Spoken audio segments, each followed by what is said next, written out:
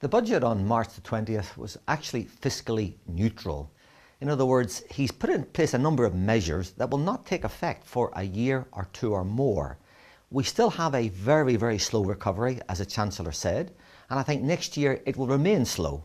Recovery won't really pick up to normality probably until 2015, and even then it's going to take several more years before we feel better.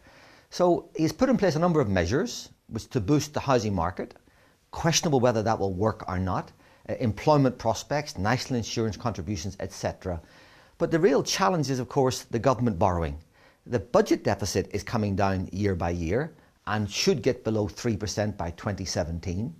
But of course, the national debt, the overall debt, will keep on rising, and it will reach more than 85% of GDP. In other words, more than £1.3 trillion in the coming years.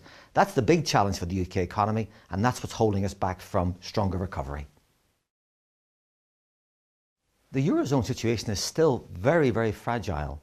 Essentially, we have a banking crisis continuing, and we've seen the events in Cyprus where the banks may well collapse any day now.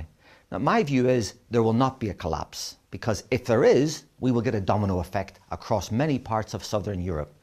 But this is going to take a very long time to resolve. And of course, in the meantime, people are panicking, not surprisingly. And the real challenge is whether or not the members of the Eurozone, especially Germany, are willing to bail out those countries that are in trouble. Because if Cyprus banks were to collapse, as I've said, I think the Eurozone itself could collapse, but I don't expect that. I see the global economy in 2013 recovering only slowly, but at different paces in different parts of the world. I see America growing perhaps by 2% as their housing market begins to recover.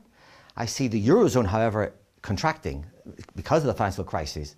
But I see China recovering more strongly than other parts of the world, perhaps growing by about 8%. Now, looking further ahead, I see some signs of, or causes of optimism.